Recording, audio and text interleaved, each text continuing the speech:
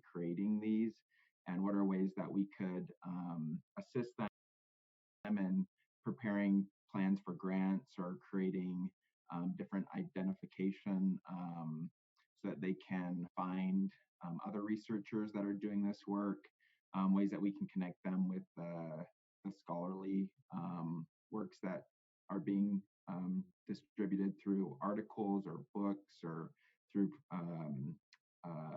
avenues like this conference.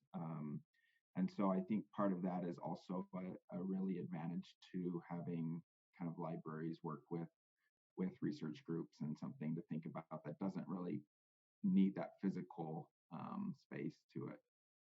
Yeah, if I can add to that, one of our projects was to work with clinicians and to take like patient-specific MRIs and CTs, which are fundamentally like two-dimensional slices, and put them together and create a 3D model you can view in VR.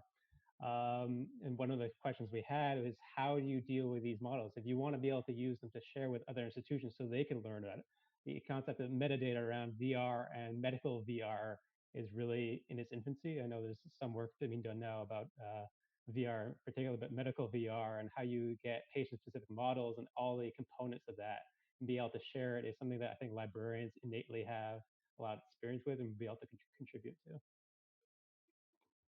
I think from a research angle, there's also, librarians occupy this really interesting space because they understand the academic world, but then they also have access to these different types of technologies. So one of the problems we see with VR is that there's tons of people developing, tools and games and things like that for VR, but they don't necessarily know what it looks like to build a VR game that can be studied well, or you go to talk to academics and they don't understand software development enough to be able to limit the scope of a project to one really small thing.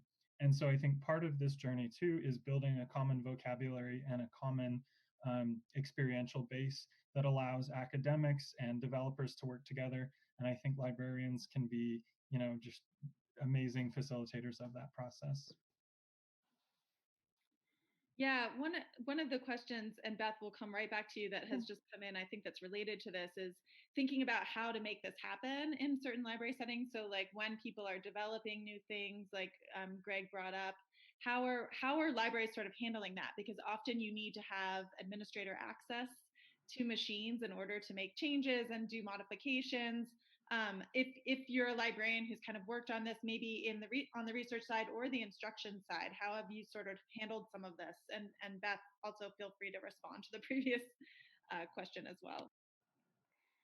Well, I was going to just follow up for a second on the previous question, just in terms of logistics. I mean, you specifically talked about sort of infection control, and that we identified that as an issue early on the ground with the equipment, because we had faculty assigning a certain software product to a class of 180 medical students that all had to do this, in a window of 3 weeks or whatever. So you had, 200 people using 3 headsets, and the early headset we used was just a foam lining. Now they do have some leather linings, but it was no way to really clean it effectively. And I felt like the equipment so far has really not been developed for institutional use. It seems like it's really geared towards individual use. So that's something that developers could think about. If we really want this to become like a mainstream educational tool, we have to make the equipment better for institutional use and better able to be cleaned and sanitized.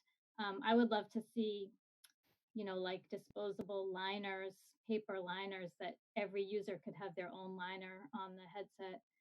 Right now, we're just using wipes, but obviously now we're not doing anything. The libraries are closed, and we're not going to share that equipment right in this environment. But it is a challenge. So I just wanted to speak to that. Yeah, that's great. I think another question that's come in is exactly what you just were referring to, Beth, is that especially for devices like the Quest, you have to have an individualized account in order to set up on that device. And so how have you as libraries thought about how to handle this equipment? So it's hard to let someone check that out because then they might need to have that individualized account in order to program with it. Has it been more of keeping it in the library, or students have they been allowed to check them out for periods of time, and how have you sort of handled that infrastructure piece? So I can speak to that a little bit.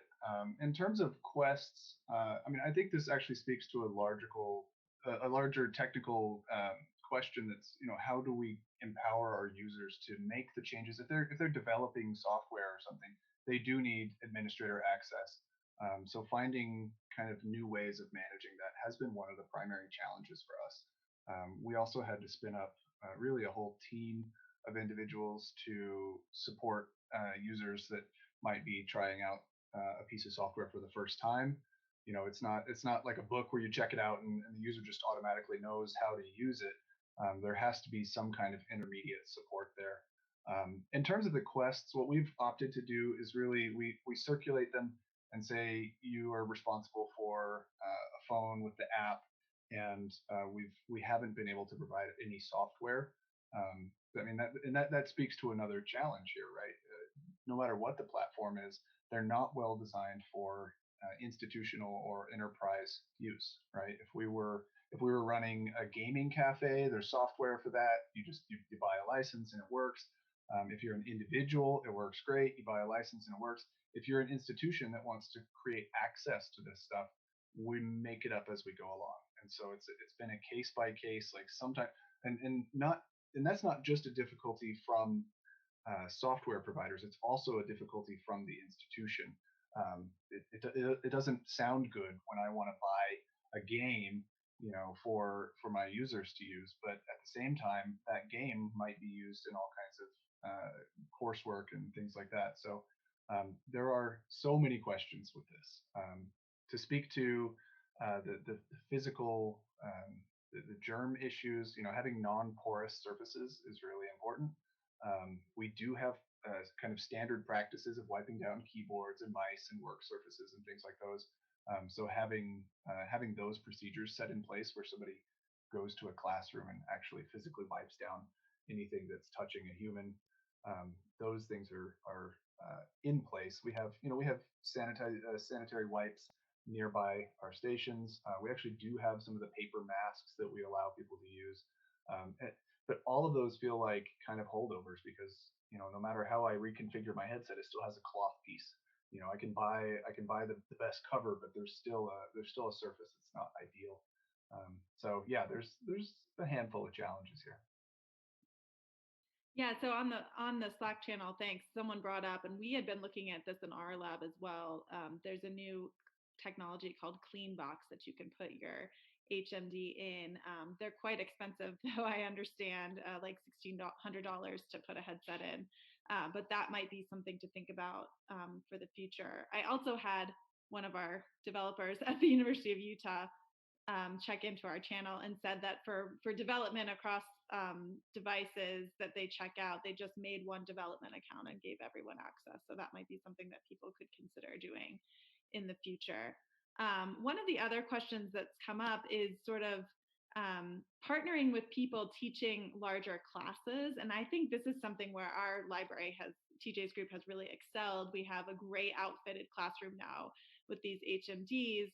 And libraries are kind of not filled with books as much anymore. So I think one of the benefits that we could all talk about, and maybe you could talk about how this has happened across your libraries, is how can you garner a significant amount of library space to have classrooms set up? How have you worked that out with your institutions? So space has always been a challenge for us. When we bought our first head-mounted displays in 2016, we had no floor space for them. It was more of a let's purchase this equipment, set it up, see how it gets used. On day one, I was worried about, you know, the physical safety of not really the user in the headset, but the people walking past them. So just figuring out how can we make more secure facilities. So we were putting up stanchions and things like that. Early on, we realized we needed a teaching space. We had classrooms coming into a big open computer lab to, you know, really introduce 30, 35 students to a new piece of technology, and they would all crowd around in a computer lab full of other people. So it wasn't ideal, but at the same time, it was those interactions that created the need for a classroom. We, I guess, to spell out the process that we went through to get this classroom, we started with a campus-wide survey that really said, here's the state of the technology. We'd like to be able to provide this, but we can't make moves into this space without an expressed need from our users. So we had a pretty good response from campus about what the need was. And we were able to translate that into a request that really got kicked around a whole lot and ultimately landed in a classroom. In addition to TJ's comments, I just wanted to add the importance of embedding a librarian within those courses that might be doing a VR component. So we have several librarians that actually partner with faculty so that we can either go into their classrooms and set up those equipment or talk about ways in which we've had some sort of sharing component of it. Roger has to head out. Have a good class. And so part of that, I think, is trying to partner with the librarian as soon as possible when choosing to plan those classes out so that we can certainly make accommodations and find ways to support that teaching. Yeah, Beth, we'd love for you to comment on this because I think one of our big questions here is how libraries and departments can partner together in terms of increasing instruction for students and making it a different experience. Well, I echo Brandon's sentiment that it's all about faculty librarian collaboration and partnering with faculty and getting into the classroom and sort of helping facilitate the whole experience. So that's what we do. We partner with faculty from the various programs, but we are not at the point where we don't even have a VR classroom. We don't really bring equipment into their classroom, so they have to come to the library to do the experience. So we're actually facilitating it at that point as well. But space is a huge challenge. I mean, we also bought our first equipment in 2016. I have to put in a plug for the National Library of Medicine, funded our grant, and we're actually on our 4th year of grant funding with them. So the first year we considered a pilot project, and every year we're like, we're going to figure out how to do this right, after the pilot's over, but we keep piloting. So we really feel like it's kind of temporary space. We've got stations kind of tucked into different corners of the library, and we don't have a dedicated setup, so it's not ideal. But we were concerned, like TJ, about safety, and people feel kind of vulnerable in the set, and if there are people walking around them and they can't see, so we're trying to get sort of some private areas where people feel safe, where the equipment is safe, because it is expensive equipment. When we first got the grant, we envisioned being able to check out like portable kits in Pelican cases, and that was quickly unrealistic because they're really not plug and play at this point. So we have to keep all of our stations set up and ready to go, and even that requires a fair amount of maintenance. Yeah, I think our situation is pretty similar to Beth's, and we're a smaller operation. Our trail space existed before VR. We also had a funding from a library organization called Institute of Museum and Library Services to do our grants. And so one thing, because we're a smaller space, and part of that is because of, I'm sure anybody who's working in academia knows there's a lot of politics in academia. And so the question of who takes the first step into VR for education has been a back and forth. And so we haven't necessarily gone as deep into it as other people on the panel.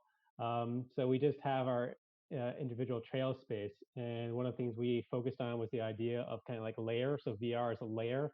And so when VR is not being used, that limited floor space in the library can be used for other stuff. So we have something called RedCap classes, which is like a data collection tool. So we've got weekly classes for that and other sorts of things going into space. And the idea that you have limited space and not everybody's going to use it for VR. And so you need to be able to take VR off and on. And thankfully VR, because it's just, a couple lighthouses up there, is not a big issue, but something that we definitely focused on. And I'll just jump in from our perspective, where we're trying to disseminate actual treatments to patients with diabetes, for example, or educational content, things like that. We've really struggled knowing how to do that effectively with VR headsets, and sometimes that's meant setting up a couple computers and headsets in a remote clinic. More often, though, it's been designing the software so that it could be deployed on a disposable headset. So, for example, a cardboard headset or things like that. We spent a while trying to figure out, how are we going to get this many people through this system, and how are we going to account for losses of equipment or damage or things like that. And when we finally looked at the numbers, it was a lot cheaper just to give everyone a disposable headset and have them use their phone as the display.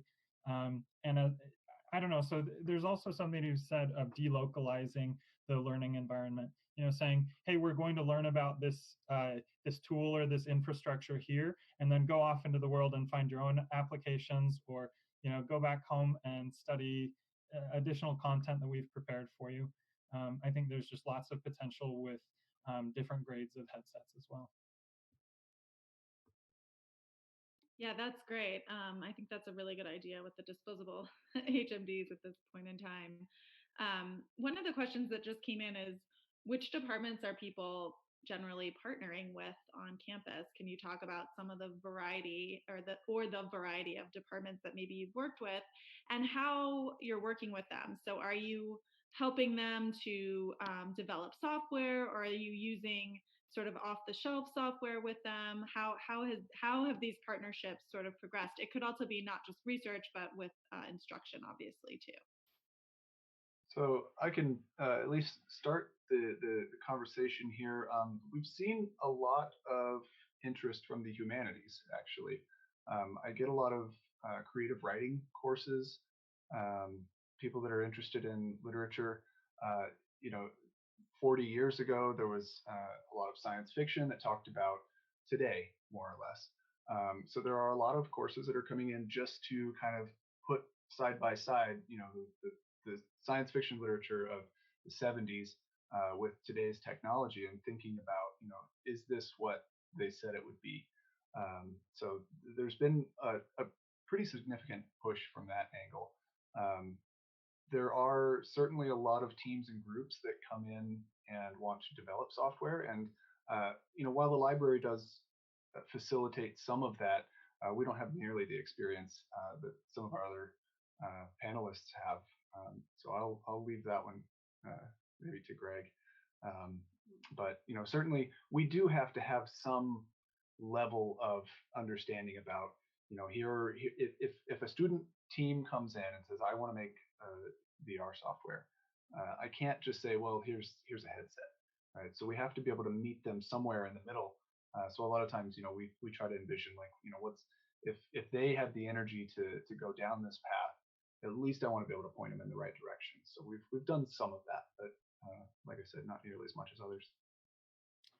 And so on our side of things, we are developing software on a consistent basis with partners from across campus, and that can look like social workers who want to create 360 environments of homes to carry out assessments to see whether children can stay there.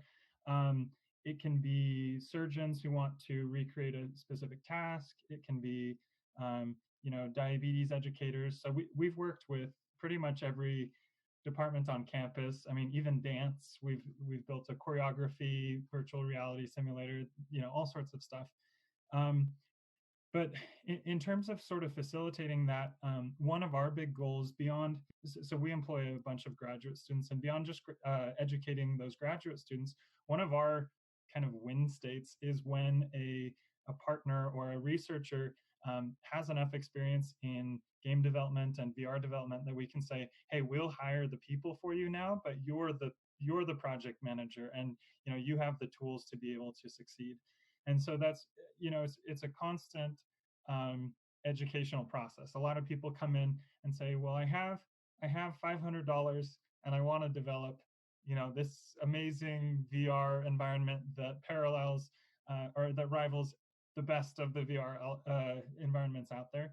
And some of our job is setting expectations and making sure that we scope projects appropriately and that we have enough money up front to actually be able to carry them through, just because it is so foreign a concept for people. And even if they're familiar with software development, developing for VR is a different experience entirely, with different concerns and costs and skill sets that are required. So it can be complicated, but I think the biggest thing is you get your feet wet and you learn a little bit at a time and you make lots of mistakes, and hopefully over time those mistakes help you make fewer mistakes in the future. And that's certainly been our experience. To go off that as well, I think it really takes a faculty champion.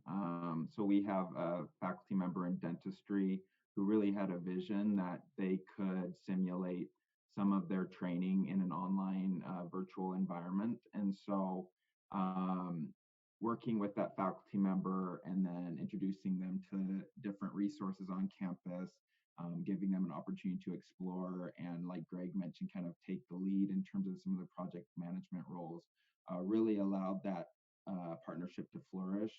And so I think it's people kind of reaching out, and that's why we created this kind of research group within our library space, and we host events. We also do like training workshops where we host workshops on how to use Unity and different tools, and hopefully build that skill set up. So not only are you helping those students, but also you're introducing those to faculty that might not know that as an option for their teaching, and that could be a good resource for them. So I can speak. Greg, you're doing some amazing things there. That's really exciting. Our project is pretty narrow in scope. We really are mainly using one thing, which is software from Embodied Labs, and its purpose is to teach empathy to future healthcare providers, so that when you have the headset on, you are the patient, and future physicians or PAs or whatever can experience what it might be like, to be on that side of the table. So what better technology, right, to help with that? So we started, like Brandon said, a faculty champion was a geriatrics professor in the College of Medicine, and then we have expanded, and now we've worked with physician assistants, physical therapy, occupational therapy, social work, pharmacy. And then we've had some undergraduate courses like sociology of aging. And the labs that we're working with so far are all around age-related conditions. The headline that sort of caught my eye to when I first learned about this product was, how do you make a 24-year-old medical student know what it's like to be a 74-year-old man with macular degeneration or hearing loss? So that's kind of the focus of our project. Our nursing program has just launched into a new VR product, which is quite different, and it's from Oxford Medical Simulation out of England, and that's a decision-making tool where you're the healthcare provider and have to make decisions based on the information you learn in the scenario. But the product we're using is kind of it requires specific hardware. So because it's immersive, we have to we can't, for instance, use the cardboard and that sort of thing. So.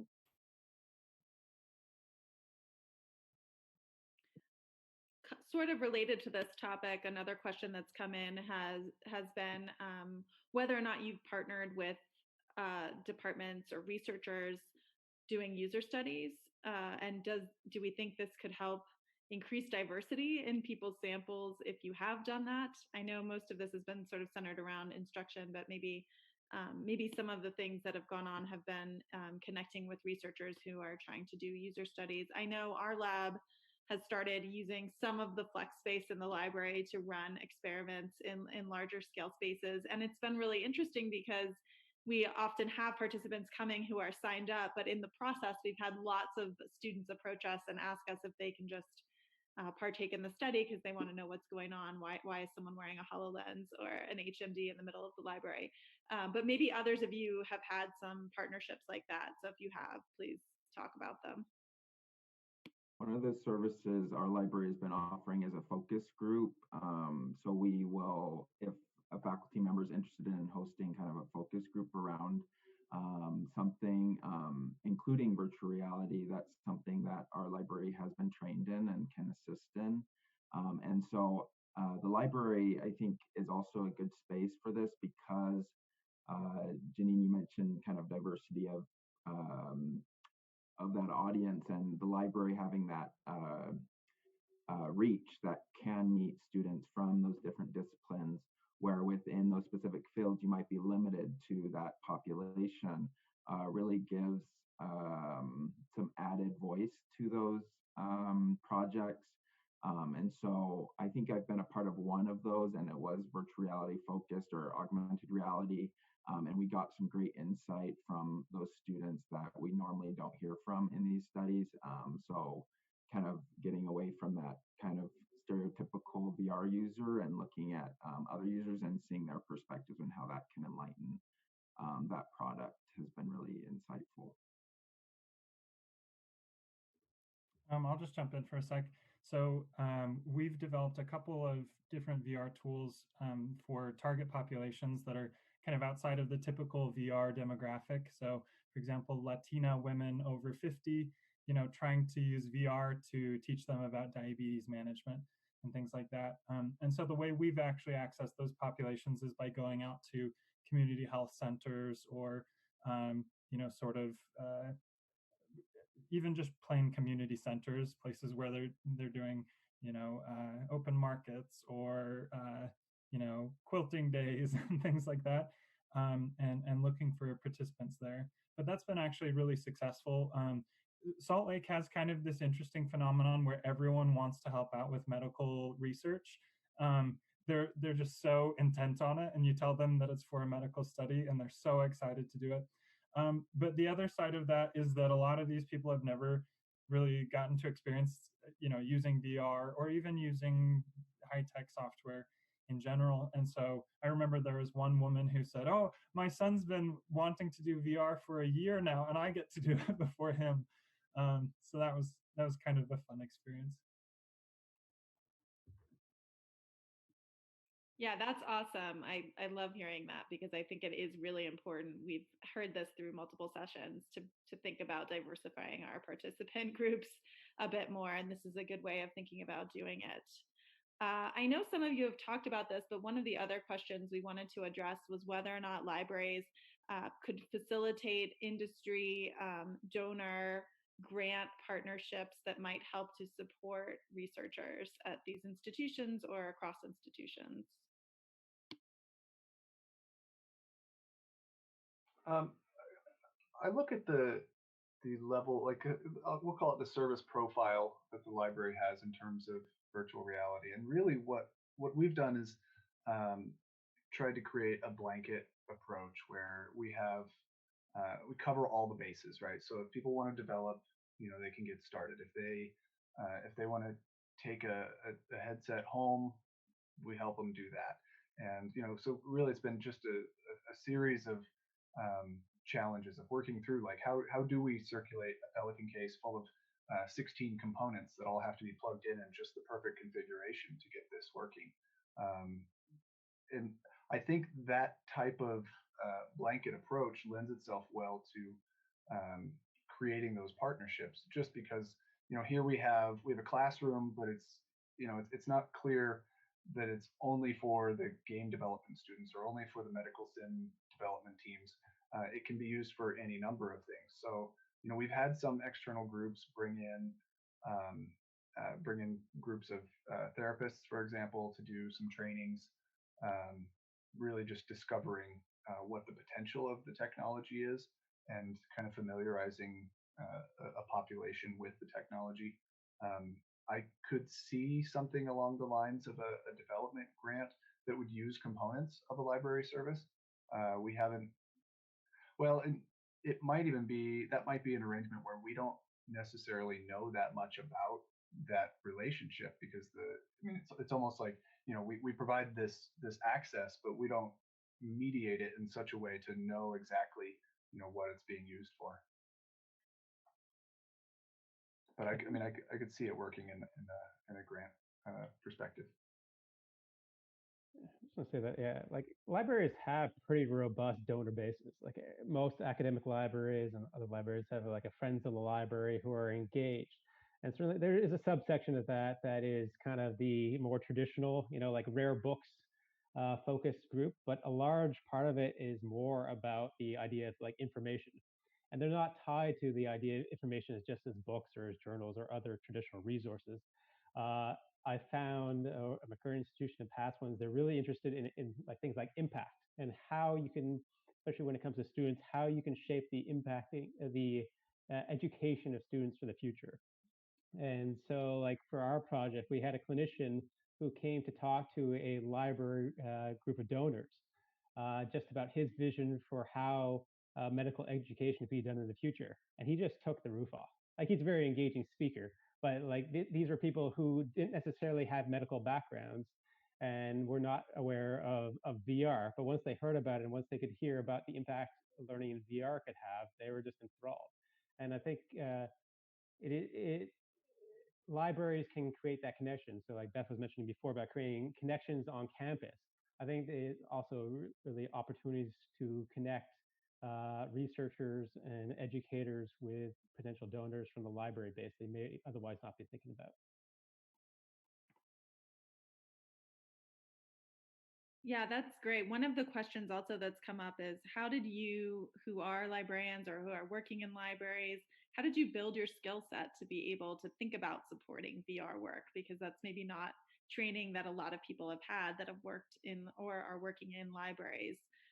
What advice do you have for people who maybe are thinking about approaching people in their libraries and thinking about what are the skills they would need and how they might develop those?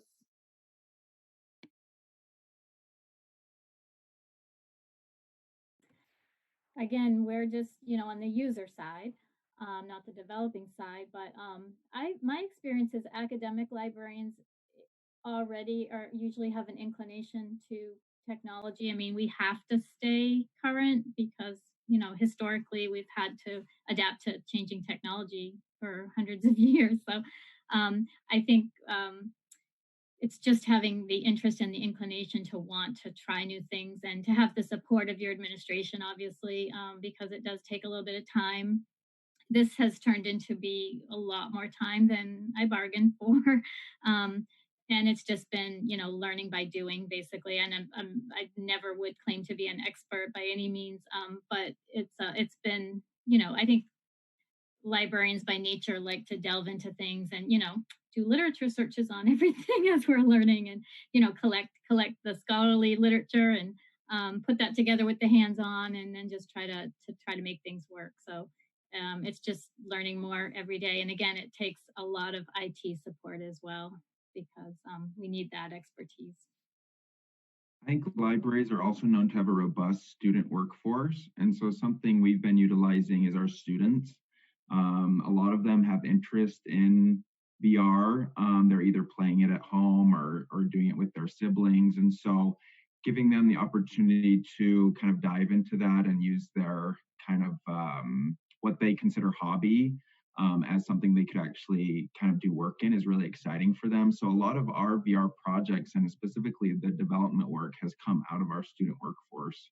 And so we have a team of about 3 student artists and 2 student developers who are working within the library to help partner with those faculty members that want kind of prototypes for different VR learning projects. So And I was just hear what Beth had said, sort of about curiosity. Like my background is in English literature. Roger's background was in religion and philosophy. Like no one in our development lab came through a traditional, coding background or anything like that. And now we're all developing medical and educational games. And so I think a lot of it is having the curiosity to ask the questions that other people aren't asking, and then the humility to ask for help from people who are better, at what you're trying to do. We've definitely benefited from the good graces of all sorts of IT people. We go in and say, hey, we're really dumb and we don't know what to do next, help us out. And so I think anyone who has an interest in this can get involved. And there are communities that somehow just spring up out of nowhere, that have sort of been there all along. So I would just encourage people to sort of, chase that dream or harbor that curiosity. Yeah, like echo everything that was said. A lot of it is just taking your first step into it is just the most important thing. I do think buy-in from management is crucial, and can sometimes be a challenge. So I don't know who said it before, but having like an assessment and evaluation of on campus what people need and having that as data to support what you want to do, I think is a great first step. And then I think as technology on a personal level has made it more accessible to, I can go out and buy my own VR headset and everybody here could have their own headset in a way that, 20 years ago may not have been feasible.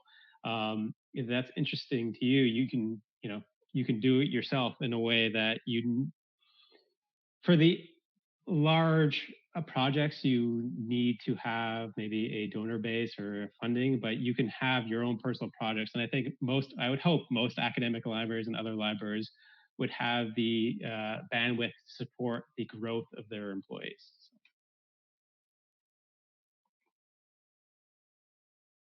Great. Thanks, everyone. We have just a few minutes left, and I wanted to say this is all fascinating and give people an opportunity to talk about what's exciting. So one of the questions has been, what's one of the most exciting things that you're working on, or where do you see the libraries being in 5 years in terms of VR infrastructure or projects that might be ongoing that could be really cool in the coming years?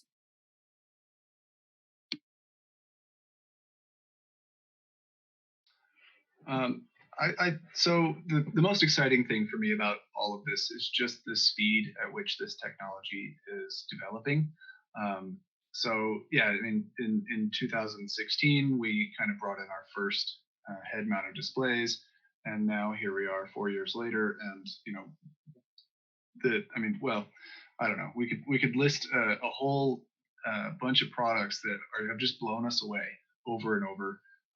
I get the sense that it's still very early in terms of what can happen with this technology. So we haven't seen really clear answers as far as what the extent of this as a brain-computer interface is. How are we, the amount of development that's going on around user interfaces and that kind of thing is really exciting. Certainly gaming has us all on the edge of our seats. And the ability to communicate with other people, especially in such a distant time. So I guess I'm excited about a whole lot of stuff. The one other component is thinking about ways to utilize our large open spaces if we have them. There aren't a bunch of places where you can go and kind of secure, a 25 by 25 foot room to do multi-user kind of co-located stuff.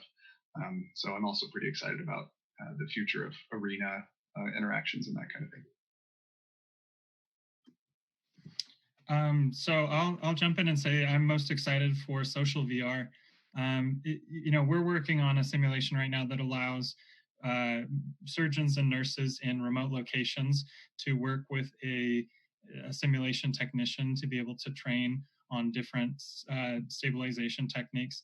And that's all super cool. But for me, I was just in a VR headset before this call, trying out VR chat, which is sort of a social VR platform where you can put on an avatar and then talk to people. And I had never played before, but I get in, and within 2 minutes, there's this little German boy who's 8 years old. I understood very little German. He understands very little English, but he wanted to teach me how to play the game and how to navigate the space. And so here I am as a robot talking to a little German boy who's in the shape of a cat, and he's teaching me, a 30-year-old, how to use technology that I develop on every single day. And it was, you know, just one of the most like precious, authentic, heartwarming experiences that I've had in a while. And I think there's a lot of hope for humanity in this idea of, you know, creating democratized virtual spaces, you know, creating spaces where we get to choose our own identity, where we're not judged by, you know, what we might look like or our educational background. You know, if we want to be a cat, a benevolent cat, we can do that. And I think there's going to be a lot of rethinking that happens around, you know, even the notion of physical spaces as a result of that. You know, how do we take the lessons learned in VR and bring them back into places like libraries? How do we take the you know, the empowerment and the democratization of virtual platforms and use them as tools to make the world a better place too?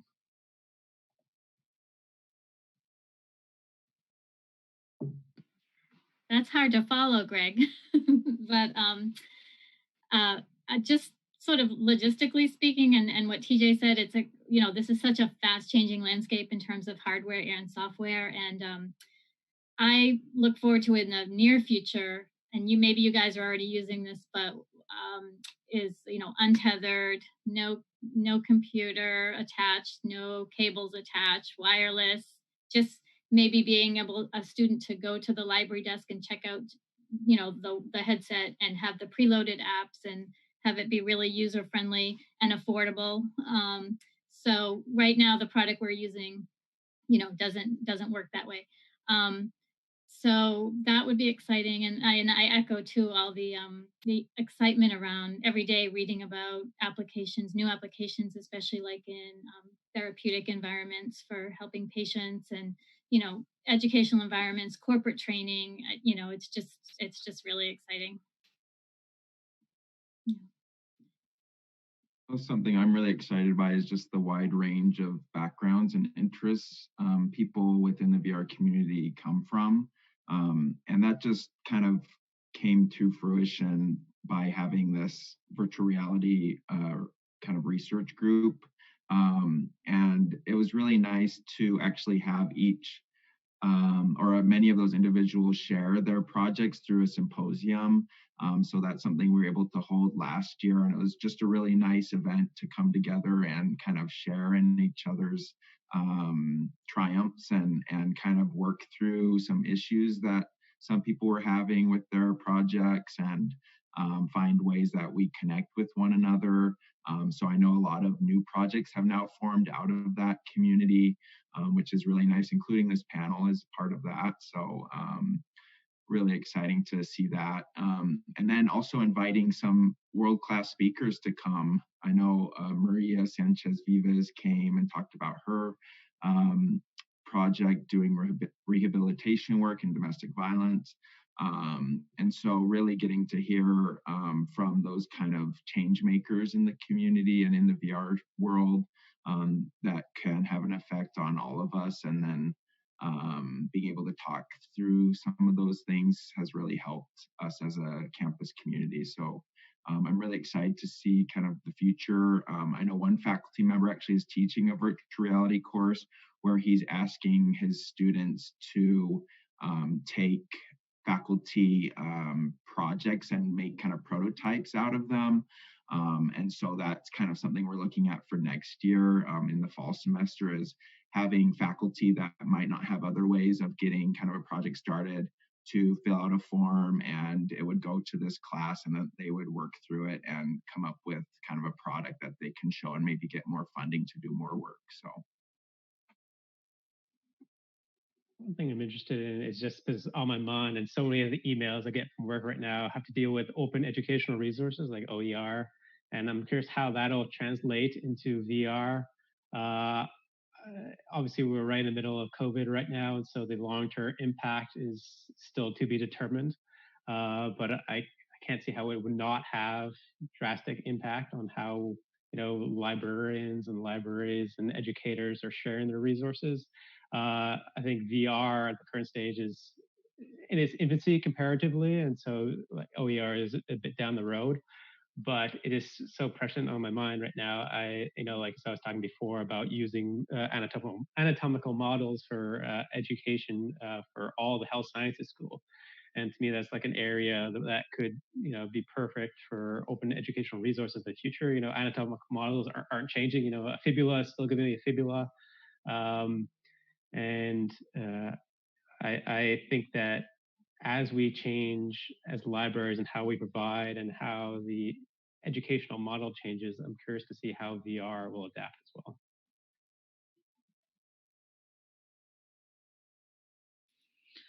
Okay, great. Well, I think we're out of time. We're like perfectly on time. So thank you to all of the panelists for contributing here. I'm really just excited to continue this discussion. I think bringing libraries together with departments and industry is just really an exciting future thing to consider for lots of different reasons, for instruction, for research, and more. So thanks everyone for being involved in the panel. Thank you, Brandon, for coordinating us. And I think that we will sign off, but the Slack channel is open and there's lots of discussion going on there. So I encourage people to keep it going. And if you have any comments or questions later on in the conference, we'll totally be monitoring that channel and checking in. So thanks for tuning in for our panel and have a good rest of the conference, everyone. Thank you. Thanks, Janine. Thanks, Janine. Bye. Bye. Nice to meet everybody. You too.